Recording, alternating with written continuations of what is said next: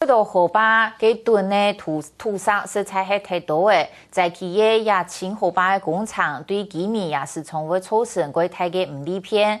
不过当然唔知高山地区清河坝的工厂其实过艰辛咯，因为内贸的厂商唔系如采地人，参加的工人如是从未黑大提供地，是大过简单，谁有过辛苦？来看伊人的想法。 头尽快河坝度几台怪兽摩天街清泥沙，现场更是听到机器声同波波滚的水流声。同下你嘅工作环境，本人真难想象，工人差唔多1年来，当年做系安尼，经关系摩天高。现在做这实在没一模了啦，但是没神奇呢。你看那天气好哦，这就安泰，但是下午就2点嘅天气雾吼就落开水咧。 照都照唔到，为遐独落枪后的啊，为钱的。虽然包苏军工厂有利选，但是常常性开唔上街，谁打败工厂很多关系嘅细节，除了太热亦系做太水，同翻成嘅蔬菜大废品，所以无法度选时间验收。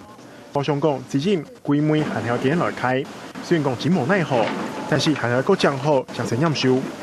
像我哋标了来做了行水安泰啦吼，落去排水。